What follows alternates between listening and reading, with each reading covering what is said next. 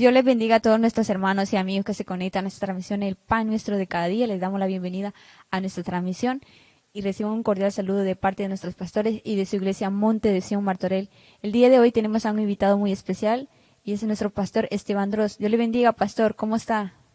Amén, Dios le bendiga. Pues muy bien, gracias a Dios. ¿Cómo están todos allá? Muy bien, pastor, gracias a Dios. Pastor, vamos a tomar unos segundos para compartir este link para que más personas sean bendecidas con esta enseñanza que nos trae en esta hora. También recuerde que nos pueden seguir en nuestras redes sociales, en YouTube e Instagram, como Iglesia Monte de Sion Martorell. También recuerde que pueden enviarnos sus peticiones de oración y sus preguntas. A ver.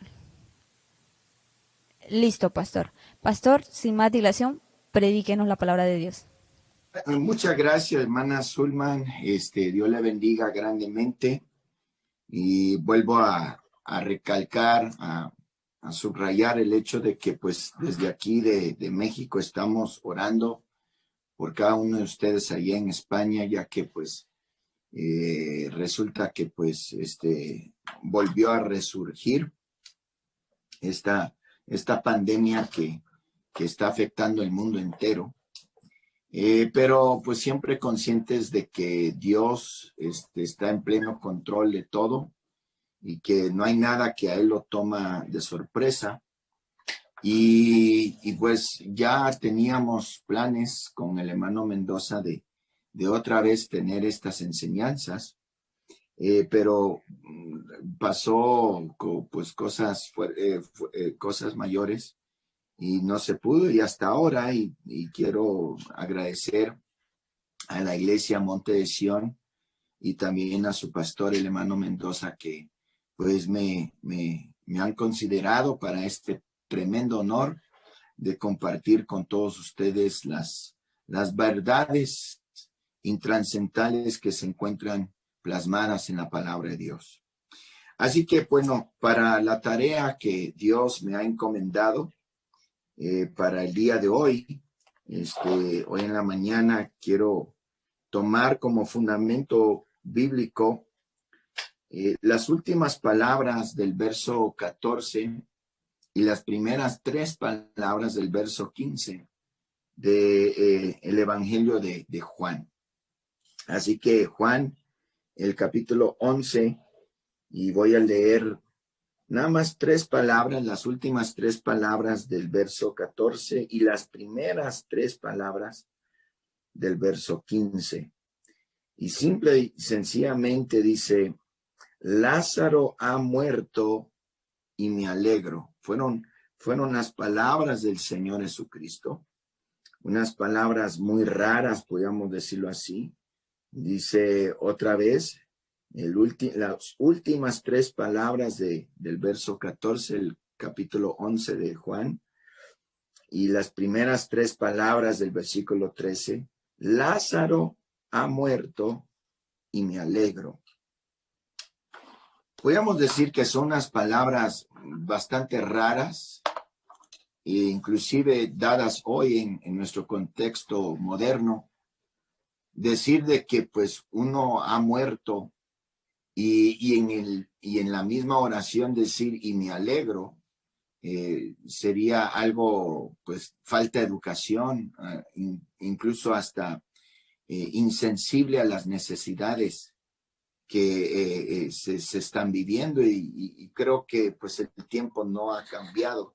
Y porque es el Señor Jesucristo, dice estas palabras: Lázaro ha muerto y me alegro.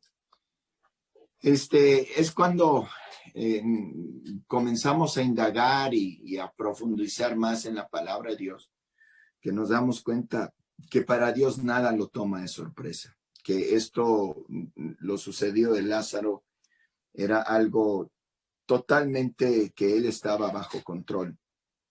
Ahora bien, el Evangelio de Juan se distingue de los otros evangelios sinópticos como un evangelio único. Cuando hablo de los evangelios sinópticos, me refiero a los evangelios de Mateo, Marcos y Lucas. Esta distinción, esta diferencia que es el evangelio de Juan, Se ha visto desde muy temprano en la historia cristiana que desde muy temprano se le ha tildado como el evangelio espiritual. Esto debido a que Juan se enfoca en el hecho de que Jesucristo era más que simplemente el rey de Israel, o era más que simplemente el siervo sufrido, o el sublime Salvador, como lo pintan los evangelios sinópticos de Mateo, Marcos y Lucas. Juan protagoniza al Señor como el gran yo soy hecho carne, el verbo de Dios, el creador que fue antes del universo, que fue antes de la formación del universo y que infundió de vida a nuestro mundo y todo lo que en él hay, todas las cosas que están por haberse. Inclusive él da apertura a su evangelio con estas palabras: en el principio era el verbo y el verbo era con Dios y el verbo era Dios. Era en el principio con Dios. Todas las cosas, dice, todas las cosas por él fueron hechas y sin él nada de lo que ha sido hecho fue hecho. Y el versículo 14, cuando nos brincamos más abajo, dice, y aquel verbo fue hecho carne y habitó entre nosotros. Es decir, que Jesús no era simplemente un profeta con un mensaje como eran los profetas del Antiguo Testamento. No, al contrario, Jesús era el mensaje hecho carne. Jesús era Dios Todopoderoso manifestado en carne. Juan nos asegura en esta apertura de su evangelio que la creación, la revelación y la encarnación son las tres líneas de testimonio más poderosas que tenemos a nuestra disposición para ayudar a nuestra mente en comprender la realidad y lo grande que es Dios. La creación demuestra su poder e involucra el razonamiento humano. La revelación declara su propósito y apela a nuestra conciencia. Y mientras que la encarnación muestra su presencia y apela al corazón del creyente. Juan apertura su evangelio apuntándonos a la creación del distante pasado, estableciendo majestuosamente la identidad de nuestro divino Salvador. ¿Y por qué la creación? ¿Por qué hace mención de la creación? Bueno, la enorme gama de la creación está más allá de nuestro poder de comprenderlo. Algunos mundos son tan pesados que los medios humanos para calcular su tamaño se quedan muy, pero muy en corto. Por ejemplo, las estrellas son tan numerosas que los cálculos humanos no pueden determinar su número. Las distancias son tan formidables que el pensamiento humano no puede comprender sus dimensiones, sus extensiones. Y las edades son tan amplias que el pensamiento humano no puede comprenderlas. ¿Cómo aparece el hombre en medio de esta creación tan impotente? El hombre se siente tan incompetente, podríamos decir, a luz de tan grande magnitud. Es por eso que el salmista David, con razón, él dijo, ¿qué es el hombre para que tengas de él memoria? Y el hijo de hombre para que lo visites, ahí en Salmos, el capítulo 8, verso 4. Y lo que el evangelio de Juan nos hace es que el evangelio de Juan se preocupa en explicar aquella visita profetizada por el mismo salmista cuando él dijo que el Dios Todopoderoso, el que hizo estas estrellas y las distancias y las edades, este gran ser todopoderoso, él se rebaja para visitar al insignificante y aún rebelde hombre que se había rebelado contra su majestad. Y es por eso que el evangelio de Juan es un evangelio muy importante. Es un evangelio que no registra muchos milagros. Eso es uno de los distintivos, podríamos decirlo así, de los otros evangelios. Por ejemplo, Mateo y Marcos es un milagro tras otro, pero el evangelio de Juan, solamente tenemos 7 milagros. que él hizo, y si incluimos los milagros después de la resurrección, o sea, la resurrección, las dos apariciones que él hizo después de la resurrección, estando las puertas y las ventanas cerradas y la pesca milagrosa, tenemos un gran total de milagros registrados en el Evangelio de Juan, de 11 milagros, 7 antes de su pasión, de su muerte y sepultura. Entonces, el Evangelio de Juan no se enfoca tanto en los milagros, sino que se enfoca más que nada en las enseñanzas y la identidad de quién era el Señor Jesucristo. Amén. Y cuando vemos esto, de repente vemos este patrón del número 7, los primeros 7 milagros que los estudiosos, ellos lo llaman el patrón hepatada, que es del número 7, donde a través de todos los escritos del apóstol Juan encontramos este patrón de 7 milagros del Evangelio de Juan.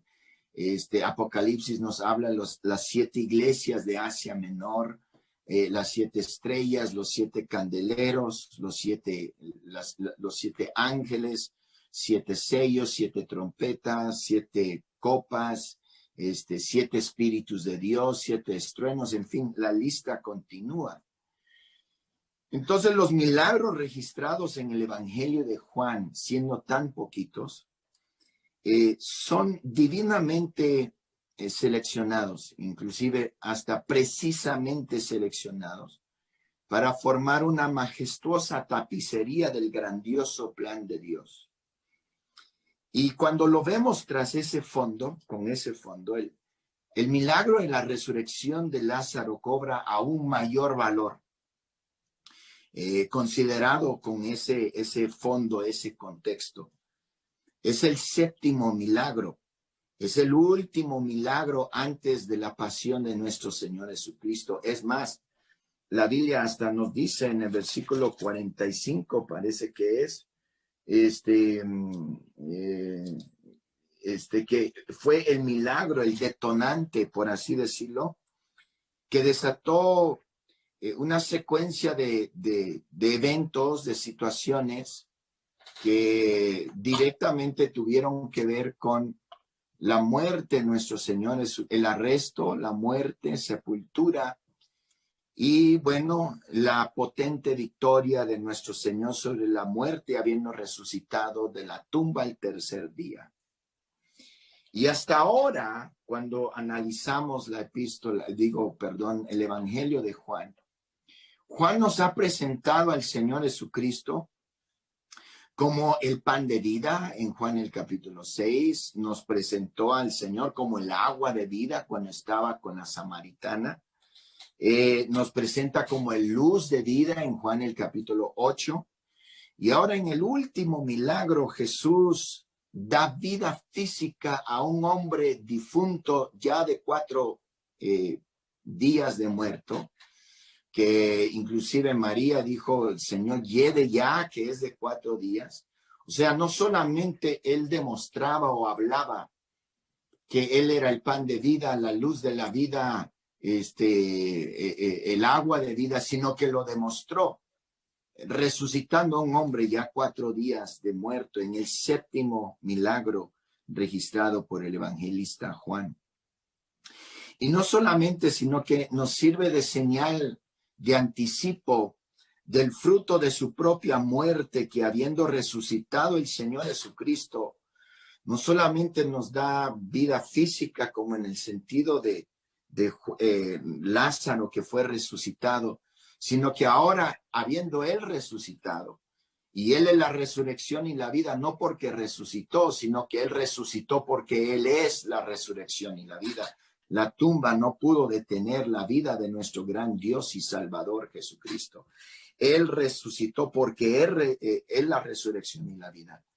Ahora él nos está dando una vida espiritual y nos está resucitando de una vida espiritual a una vida espiritual. Entonces, este 7º milagro que encontramos registrado en el Evangelio de Juan. Es importante con todos esos componentes que acá y mucho más. Quisiera yo de alguna manera elocuente poder explicar todos los puntos que resaltan de este milagro. Pero una de las cosas que destaca este séptimo milagro del Señor Jesucristo en Juan es que se dedica casi todo un capítulo hacia este milagro y es un milagro muy importante. Y cuando vemos en el capítulo 11 y el versículo 1, encontramos rápidamente algunas enseñanzas que resaltan a simple vista. Y dice así Juan el capítulo 11, perdón, versículo 1.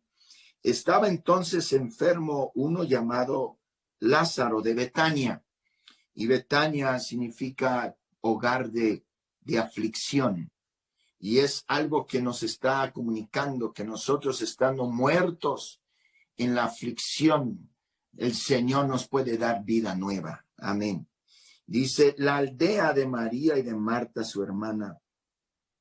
Dice, María, cuyo hermano Lázaro estaba muerto, fue la que ungió al Señor con perfume y le enjugó los pies con sus cabellos.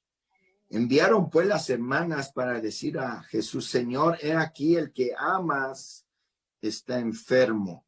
Ahora, este versículo 3 es muy importante porque encontramos que Jesús tenía una relación cercana a esta familia, que era Lázaro, Marta y María. Y ellos esperaban que por su acercamiento, él había operado muchos milagros a favor de muchos. Y ellos sin duda pensaban que el Señor Jesucristo iba a dejar todo lo que estaba haciendo y inmediatamente desplazarse a donde estaban ellos. Pero vemos que el Señor no hizo eso. Amén, porque nadie tiene monopolio sobre el Señor Jesucristo. Y la primera lección que puedo extraer de este versículo es que Dios nunca hace lo que nosotros esperamos que haga. Nunca opera dentro de los confines de nuestra opinión o nuestra imaginación, sino que Él no es nuestro siervo, Él no es nuestro psicólogo. El Señor Jesucristo es nuestro Rey y Él es el que tiene todo el control y toda la soberanía sobre nuestra vida. Unas personas soberbiamente dicen, yo no sé por qué lo dicen, y es un atrevimiento, yo conozco a Dios. Qué barbaridad decir yo conozco a Dios. Ni siquiera uno se conoce a sí mismo. Yo llevo de padre de familia, tengo 2 hijas y un hijo, y mis hijos todavía me sorprenden. Mi esposa me sorprende, yo me sorprendo a mí mismo, yo no me conozco a mí mismo, y no obstante con soberbia decimos yo conozco a Dios, y lo cierto es que pensamos seguramente Dios no va a permitir que esto pase en mi vida, y seguramente no va a permitir que esto, porque yo soy el que Dios ama. Yo soy el consentido, yo soy el mimado del Señor Jesucristo, y luego nos desanimamos cuando aquello que más tememos nos pasa, como Job decía, lo que más temía, eso fue lo que me sucedió. Y uno nunca puede confinar al Señor dentro de ciertas cajas. Él siempre va a hacer las cosas fuera de nuestro razonamiento. Es por eso que Efesios el capítulo 3, verso 20 nos dice, Él hace todas las cosas mucho más abundantemente de lo que pedimos o entendemos. Amén. Y no podemos confinar al Señor. Esta es mi cajita, no te salgas de aquí. O yo tengo ciertos derechos porque yo soy el consentido del Señor. Dios no mima ni consiente. El amor de Dios no mima ni consiente. El amor de Dios perfecciona. Y ese proceso de perfección muchas veces nos duele, caray. Hay veces que me tocan cosas que digo, ay Señor, y hay que ser honesto y decirle, Señor, fíjate que, o sea, no te voy a esconder nada. Lo cierto es que esto me dolió y me dolió mucho. Y Él nos tiene que quebrantar y ese proceso de quebrantamiento no es fácil. Y hasta pensamos, bueno, ¿por qué me está pasando esto? Es porque el amor de Dios no mima ni consiente, sino perfecciona. Y nunca lo podemos confinar a ciertos regímenes, a ciertas reglas, a lo que yo pienso. No, Él no es tu psicólogo, Él no es nada de eso, sino que nuestro Señor Jesucristo es nuestro Rey. Nosotros somos lo que a Él servimos, no Él a nosotros. Aleluya. Él actúa en su sola soberanía. Amén. Y luego quiero que note, casi se me olvidó un punto, y este punto es muy importante y a mí me llamó mucho la atención, ese versículo 2, donde dice María, cuyo hermano Lázaro estaba enfermo, fue la que ungió al Señor con perfume y le enjugó los pies con sus cabellos.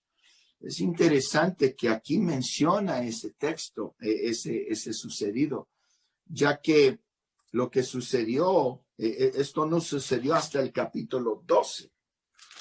Y esto nos dice, aleluya, que Jesús ya sabía que el peor dolor de María iba a producir en ella la más hermosa alabanza.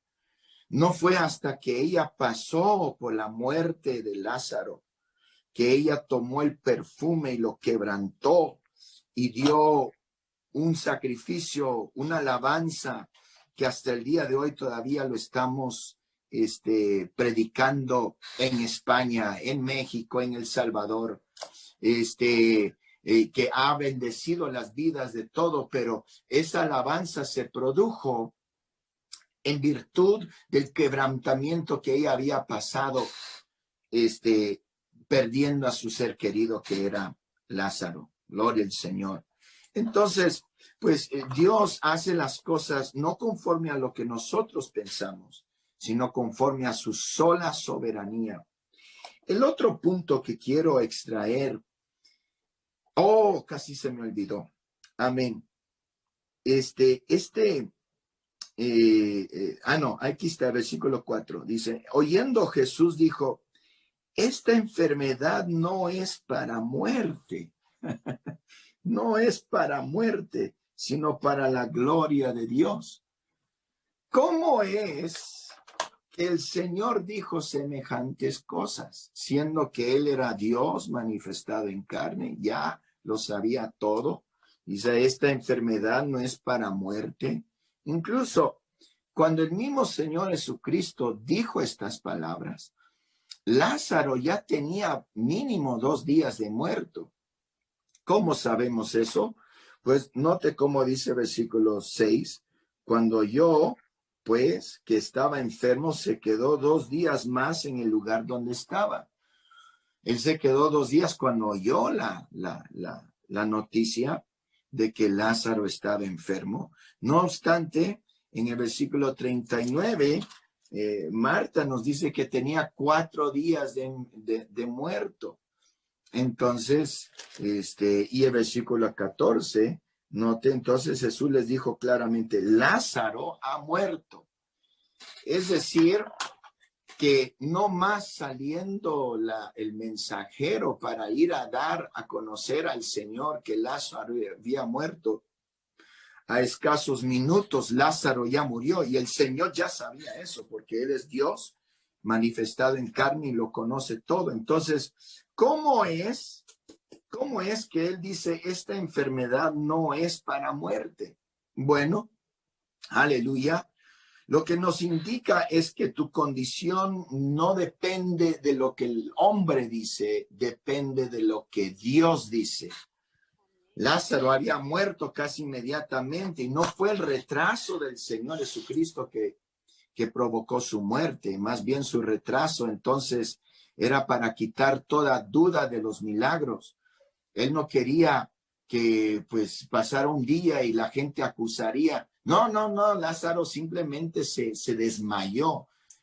No, él quería que Lázaro ya echara mal olor para quitar toda duda que el hombre estaba muerto y que la extremidad del hombre no lo podía levantar, sino que era Dios el que le dio el milagro.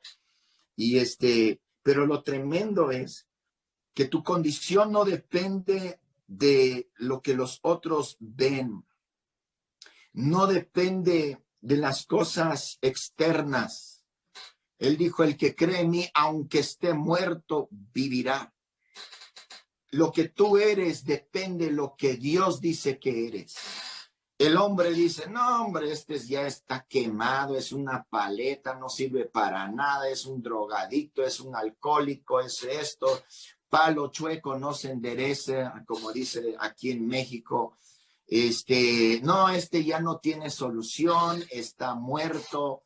Mire, aleluya. Lo único que Dios está diciendo, no te funcionó Alcohólicos Anónimos, no te funcionó Drogaditos Anónimos, no te funcionó todo eso, es para que sepas que no fueron esas cosas donde está la victoria. La victoria solamente la tiene el Señor Jesucristo.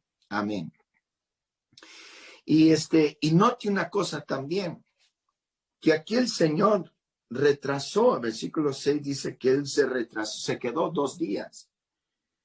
Ahora, solamente porque él retrasa la bendición, no quiere decir que no amaba a Marta y María y a Lázaro, al contrario. La Biblia nos dice en versículo 5, y amaba a Jesús a Marta y a su hermana y a Lázaro. Amén. Dice, incluso ahí versículo, dice, Señor, he aquí, el que amas está enfermo. Y esto nos hace ver una cosa. Los retrasos de Dios no son rechazos. Los retrasos de Dios no son rechazos. Nada más porque Dios se retrasa en dar una bendición, y no es un retraso, en fin, porque Dios tiene su perfecta voluntad y su perfecto tiempo, porque Él sabe cuándo va a hacer las cosas para que Él reciba toda la honra y gloria. Y note cómo el texto subraya el hecho de que Jesucristo amaba, porque muchas veces nos pasan cosas y parece que Dios retrasa sus bendiciones. Y lo que te quiero decir en esta preciosa hora desde aquí de México es que los retrasos de Dios no son los rechazos de Dios. No es que Él no te quiera, no es que Él no te ama. Amén, amén. Sino que Él lo que quiere decir es que Él está retrasando porque Él te quiere dar un milagro mucho más grande. Él no te está negando la bendición, Él no te está negando el milagro, sino que Él te quiere dar algo grande. Marta y María y Lázaro estaban pensando en una sanidad. Jesús tenía algo más grande. Él dijo, no, yo no le voy a dar un milagro común, le voy a dar algo sobrenatural. Y lo más grande que una sanidad es una resurrección. Entonces, cuando Dios retrasa sus bendiciones, cuando Dios retrasa su poder, cuando Dios retrasa sus milagros, es porque te quiere dar algo más grande. Amén. Y aún así, a mí me llama la atención que cuando estas personas, cuando Marta y María mandaron a mensajeros para que le dieran noticia que su hermano estaba enfermo, ellas esperaron hasta que la situación estaba grave. Así que el retraso, el error no era del Señor Jesucristo, sino que más bien de María, porque a pocos minutos que salió el mensajero, fallece Lázaro. O sea, el que estaba mal. El versículo 21, note que Marta acusa al Señor diciendo, Señor, si hubieras estado aquí, mi hermano no hubiera muerto. Y luego el versículo 32, María dice lo mismo. Señor, si hubiera, perdón, es al revés volteado. María dice en el versículo 31 y Marta en el versículo, en el versículo 21, acusan al Señor, Señor, si hubieras estado aquí, mi hermano no hubiera muerto. O sea, casi como censurando al Señor Jesucristo por sus propios errores. Y muchas veces nosotros hacemos lo mismo. Antes de juzgar a Marta y María, mírese a uno mismo. Qué triste que uno que fuma y fuma y fuma y luego le pega cáncer del pulmón. ¿Por qué Dios me pasa esto? ¿Por qué Dios me estás castigando? O uno que pues toda la vida está tomando y tomando y le pega cirrosis del hígado. Luego censuran a Dios por errores que uno mismo hace. Y es lo que ellas, pues no sé si pensaron, pues es una gripa, se le pasa con jugo de nopal, no sé, a su mejoral. Y ya ve, nosotros metemos nuestras estrategias y no nos funciona. Y luego inculpamos a Dios, censuramos a Dios por los achaques, los golpes que arremeten contra nuestra vida. Y cuando en realidad no debemos de censurar a Dios por nuestros propios errores. Y yo doy gracias a Dios. Amén. El retraso no era del Señor Jesucristo. Él ya estaba muerto. Jesucristo ya sabía todo eso. El retraso era más bien de ella, sino del Señor. Pero gracias a Dios que a pesar de nuestras torpezas, Dios todavía sigue haciendo grandezas. Que nosotros torpemente hacemos las cosas y luego censuramos a Dios. Él no se pone al tú por tú. Note que el Señor no le dijo, pues María, me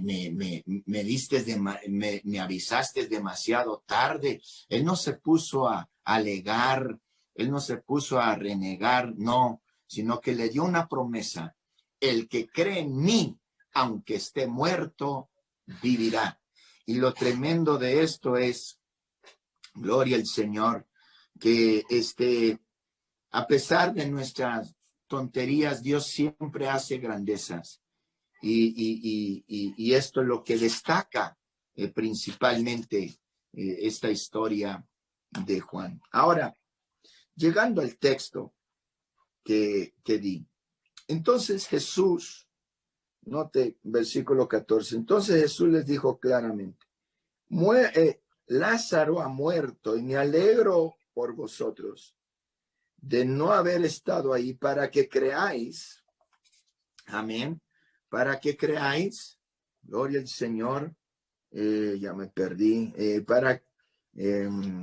aquí está, para que creáis, mas vamos a él. Entonces dijo Tomás, llamado Dídimo, a sus codiscípulos, vamos también nosotros para que muramos con él. Qué mentalidad fatalista, ¿no? Siempre andamos pensando lo peor. No, el mundo ya se va a acabar, y tantas cosas.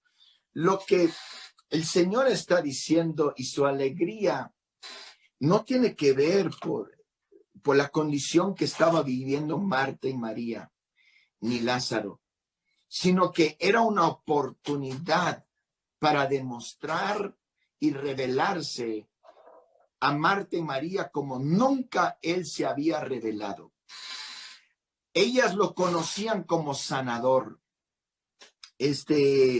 La muerte de Lázaro resultará ser para la gloria de Dios, no para que Dios sea glorificado, aunque también él fue glorificado, alabado, sino para que él sea revelado.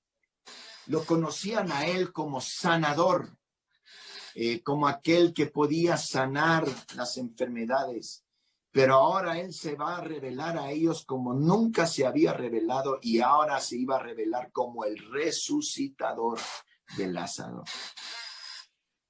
Y esto apunta a un principio bíblico muy importante, y es que las extremidades del hombre son oportunidades para Dios. Las extremidades del hombre son oportunidades de Dios. Tus peores pruebas es para llevarte a otro nivel en Dios.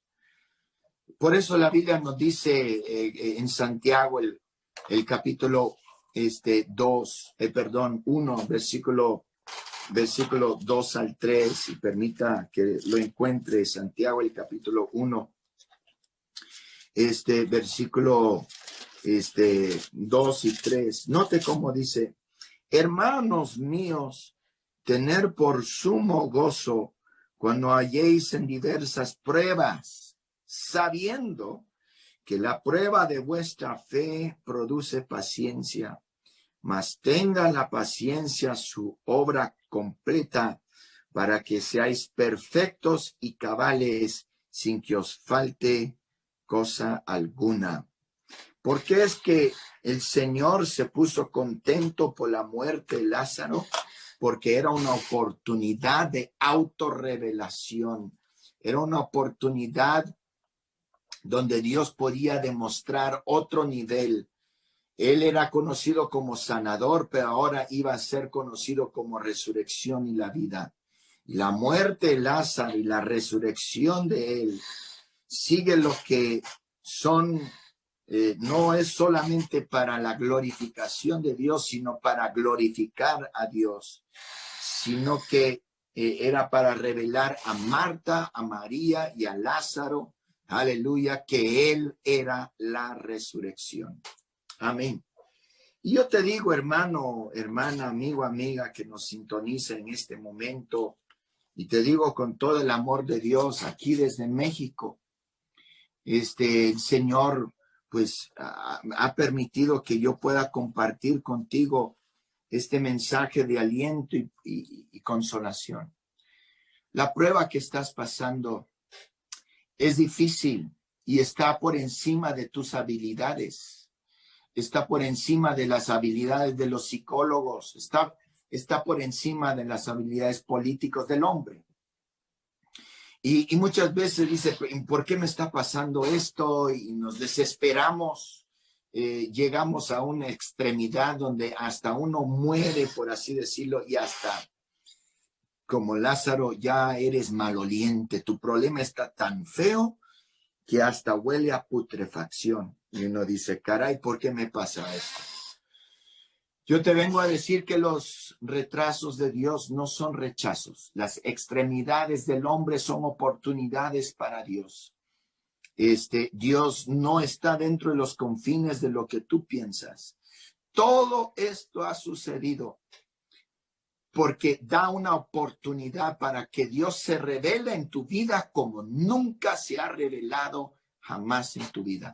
Vas a subir de nivel. Ya no vas a quedar en los milagros normales, sino que vas a entrar en milagros extraordinarios. Amén. Y existe en el original, otra vez cuando regresamos aquí a Juan el capítulo 11, esto prácticamente no lo vemos cuando lo leemos en español y tenemos que ahondarnos más en el texto, especialmente estudiando el lenguaje original. Está la palabra curios. Y esta palabra curios, especialmente Juan, no lo usa hasta después de la resurrección. Y curios es maestro o señor. Pero curios se refería al Señor de la gloria, el Señor todopoderoso. Similarmente como nosotros usamos la palabra maestro. Hay maestro que gobierna, como un siervo le dice a su señor. Hay maestro que educa, como un estudiante le dice a su educadora. Y luego en México, no sé allá en España, pero allá en México también tenemos la palabra maestro, que se le dice a un albañil. Oye, maestro, ¿sí? No sé si tienen eso, pero está hablando de diferentes niveles. Un maestro se le dice así por su conocimiento, un maestro porque educa y luego uno que gobierna. Y también se maneja lo mismo en el hebreo, en el griego. Es kurios, que es la revelación máxima, y kurie, que es maestro como el que educa. Y note, gloria al Señor, cómo el Señor usa estas palabras. Dice versículo 3, dice, Señor, he aquí el que amas está enfermo. Amén. Entonces, ella usa la palabra de maestro como el que educa, pero después del milagro de Lázaro, cuando ella le llamó, le lavó los pies, ahí el Señor usa la palabra kurios como maestro que gobierna. Es decir, que para ella, él dejó de ser el que educa y llegó a ser su maestro que la gobierna y la rige. Subió de nivel. Otro, inclusive, versículo 3, dice la palabra amor, dice, aquí está, enviaron pues las hermanas para decir a Jesús, Señor, he aquí, el que amas está enfermo. La palabra amar, la palabra filios, y es el amor que describe entre dos amigos. Pero más adelante, versículo 5, usa la palabra agape, que es el amor que uno tiene hacia Dios.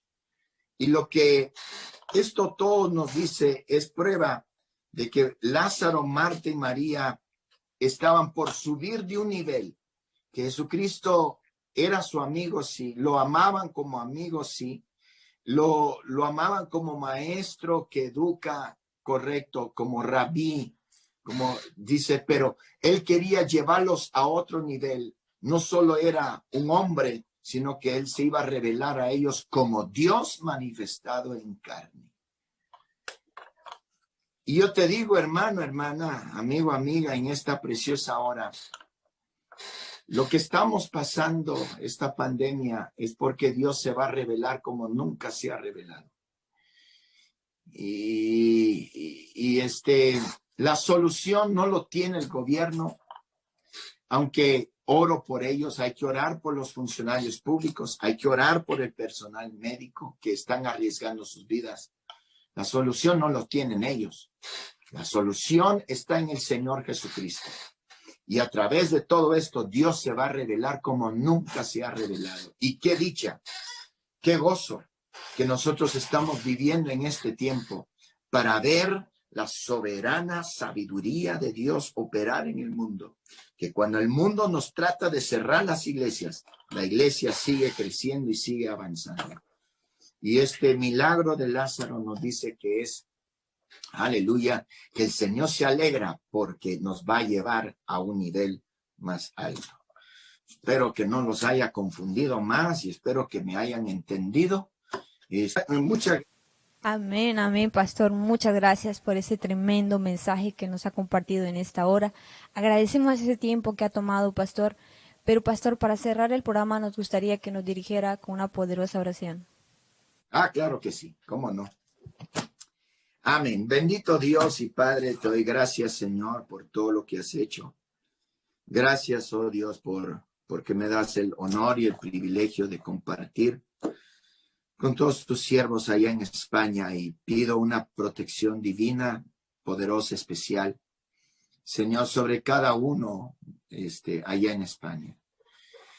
Te pedimos, Señor, por los funcionarios públicos que están lidiando con algo que no tienen la capacidad y la sabiduría para hacerlo, y también por el personal médico que arriesgan sus vidas.